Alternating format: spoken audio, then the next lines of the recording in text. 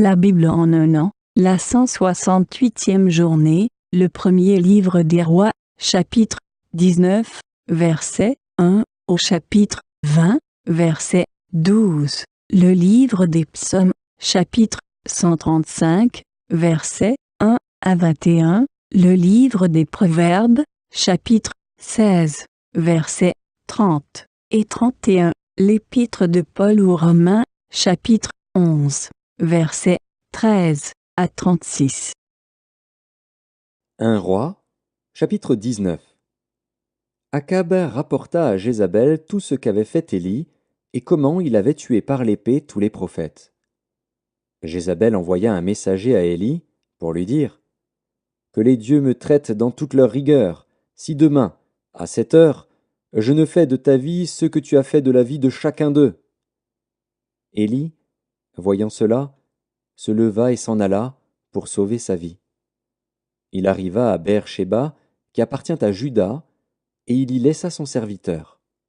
Pour lui, il alla dans le désert où, après une journée de marche, il s'assit sous un genêt et demanda la mort, en disant « C'est assez.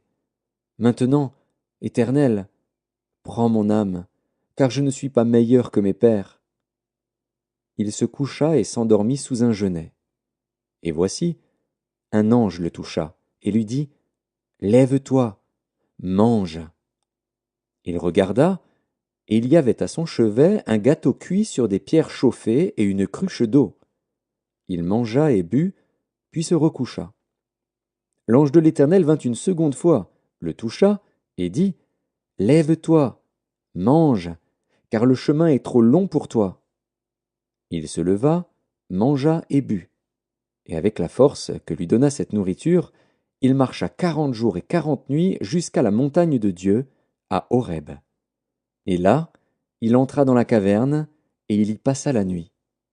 Et voici, la parole de l'Éternel lui fut adressée, en ces mots, « Que fais-tu ici, Élie ?» Il répondit, « J'ai déployé mon zèle pour l'Éternel, le Dieu des armées, car les enfants d'Israël ont abandonné ton alliance, ils ont renversé tes autels, et ils ont tué par l'épée tes prophètes.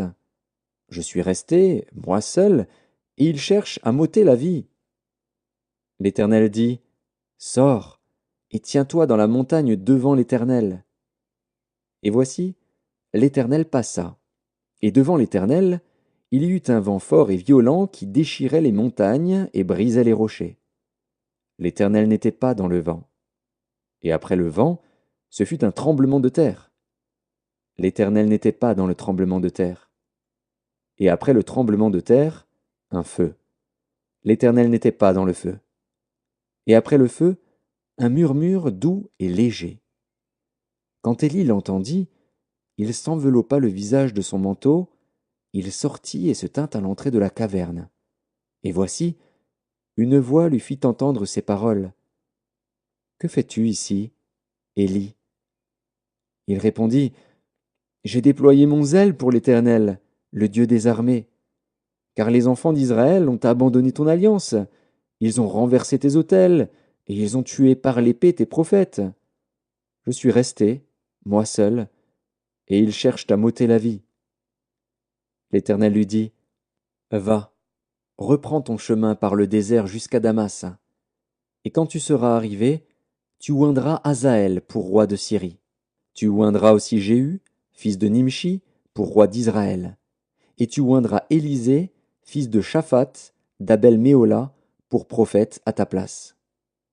Et il arrivera que celui qui échappera à l'épée de Hazaël, Jéhu le fera mourir, et celui qui échappera à l'épée de Jéhu, Élisée le fera mourir.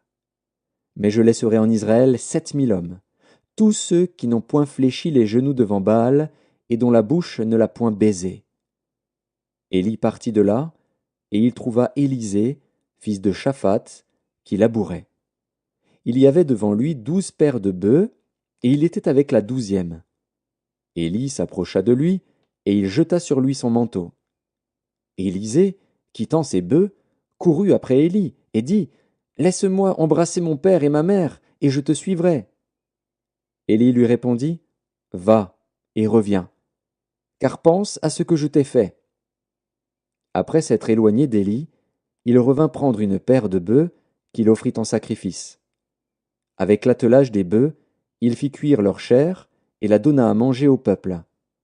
Puis il se leva, suivit Élie, et fut à son service. 1 Roi, chapitre 20. Ben-Hadad, roi de Syrie, rassembla toute son armée. Il avait avec lui 32 rois, des chevaux et des chars. Il monta, mit le siège devant Samarie et l'attaqua. Il envoya dans la ville des messagers à Akab, roi d'Israël, et lui fit dire : Ainsi parle Ben-Hadad. Ton argent et ton or sont à moi, tes femmes et tes plus beaux enfants sont à moi. Le roi d'Israël répondit : Roi, mon seigneur, comme tu le dis, je suis à toi avec tout ce que j'ai. Les messagers retournèrent et dirent : Ainsi parle Ben-Hadad. Je t'ai fait dire : Tu me livreras ton argent et ton or, tes femmes et tes enfants. J'enverrai donc demain, à 7 heures, mes serviteurs chez toi. Ils fouilleront ta maison et les maisons de tes serviteurs, ils mettront la main sur tout ce que tu as de précieux, et ils l'emporteront. Le roi d'Israël appela tous les anciens du pays, et il dit : Sentez bien et comprenez que cet homme nous veut du mal, car il m'a envoyé demander mes femmes et mes enfants, mon argent et mon or, et je ne lui avais pas refusé. Tous les anciens et tout le peuple dirent à Akab : Ne l'écoute pas et ne consens pas. Et il dit aux messagers de Ben-Hadad : Dites à mon seigneur le roi : Je ferai tout ce que tu as envoyé demander à ton serviteur la première fois. Mais pour cette chose, je ne puis pas la faire. Les messagers s'en allèrent et lui portèrent la réponse. Ben-Hadad envoya dire à Akab : Que les dieux me traitent dans toute leur rigueur, si la poussière de Samarie suffit pour remplir le creux de la main de tout le peuple qui me suit. Et le roi d'Israël répondit : Que celui qui revêt une armure ne se glorifie pas comme celui qui la dépose. Lorsque Ben-Hadad reçut cette réponse, il était à boire avec les rois sous les tentes, et il dit à ses serviteurs : Faites vos préparatifs. Et ils firent leurs préparatifs contre la ville. Psaume 135. Louez l'Éternel. Louez le nom de l'Éternel. Louez-le, serviteurs de l'Éternel, qui vous tenez dans la maison de l'Éternel, dans les parvis de la maison de notre Dieu. Louez l'Éternel, car l'Éternel est bon. Chantez à son nom, car il est favorable. Car l'Éternel s'est choisi Jacob, Israël, pour qui il lui appartint. Je sais que l'Éternel est grand, et que notre Seigneur est au-dessus de tous les dieux. Tout ce que l'Éternel veut, il le fait, dans les cieux et sur la terre, dans les mers et dans tous les abîmes. Il fait monter les nuages des extrémités de la terre, il produit les éclairs et la pluie, il tire le vent de ses trésors, il frappa les premiers-nés de l'Égypte, depuis les hommes jusqu'aux animaux. Il envoya des signes et des miracles au milieu de toi, Égypte, contre Pharaon et contre tous ses serviteurs. Il frappa des nations nombreuses et tua des rois puissants, Sion, roi des Amoréens, Og, roi de Basan, et tous les rois de Canaan. Et il donna leur pays en héritage à Israël son peuple. Éternel, ton nom subsiste à toujours. Éternel, ta mémoire dure de génération en génération, car l'Éternel jugera son peuple, et il aura pitié de ses serviteurs. Les idoles des nations sont de l'argent et de l'or, elles sont l'ouvrage de la main des hommes, elles ont une bouche et ne parlent point, elles ont des yeux et ne voient point, elles ont des oreilles et n'entendent point, elles n'ont point de souffle dans leur bouche. Il leur ressemble ceux qui les fabriquent, tous ceux qui se confient en elles. Maison d'Israël, bénissez l'Éternel. Maison d'Aaron, bénissez l'Éternel. Maison de Lévi, bénissez l'Éternel. Vous qui craignez l'Éternel, bénissez l'Éternel. Que de Sion l'on bénisse l'Éternel qui habite à Jérusalem.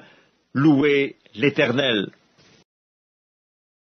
Livre des Proverbes, chapitre 16. Celui qui ferme les yeux pour se livrer à des pensées perverses, celui qui se mord les lèvres a déjà consommé le mal.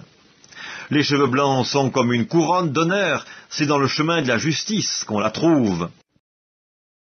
L'épître de Paul aux Romains, chapitre 11. Je vous le dis à vous, païens, en tant que je suis apôtre des païens, je glorifie mon ministère, afin, s'il est possible, d'exciter la jalousie de ceux de ma race et d'en sauver quelques-uns. Car si leur rejet a été la réconciliation du monde, que sera leur réintégration, sinon une vie d'entre les morts?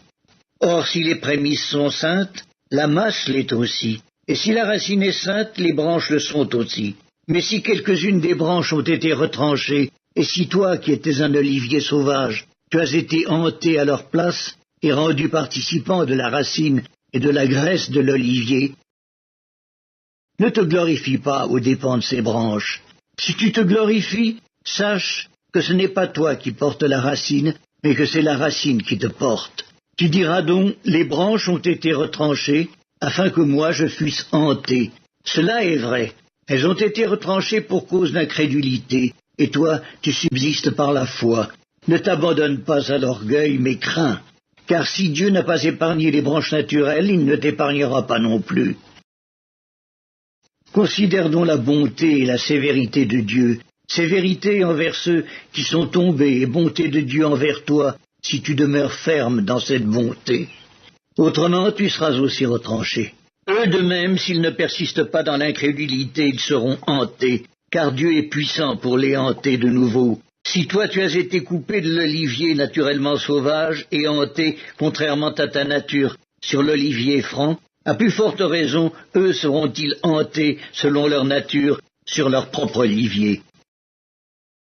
Car je ne veux pas, frères, que vous ignoriez ce mystère, afin que vous ne vous regardiez point comme sages. C'est qu'une partie d'Israël est tombée dans l'endurcissement jusqu'à ce que la totalité des païens soit entrée. Et ainsi tout Israël sera sauvé. Selon qu'il est écrit, le libérateur viendra de Sion et il détournera de Jacob les impiétés, et ce sera mon alliance avec eux lorsque j'ôterai leurs péchés. En ce qui concerne l'Évangile, ils sont ennemis à cause de vous. Mais en ce qui concerne l'élection, ils seront aimés à cause de leur Père. Car Dieu ne se repent pas de ses dons et de son appel, de même que vous avez autrefois désobéi à Dieu, et que par leur désobéissance vous avez maintenant obtenu miséricorde, de même, ils ont maintenant désobéi afin que par la miséricorde qui vous a été faite, ils obtiennent aussi miséricorde. Car Dieu a renfermé tous les hommes dans la désobéissance pour faire miséricorde à tous. Ô profondeur de la richesse, de la sagesse et de la science de Dieu, que ses jugements sont insondables et ses voies incompréhensibles. Car qui a connu la pensée du Seigneur, ou qui a été son conseiller, qui lui a donné le premier pour qu'il ait à recevoir en retour? C'est de lui, par lui et pour lui que sont toutes choses. À lui la gloire dans tous les siècles. Amen.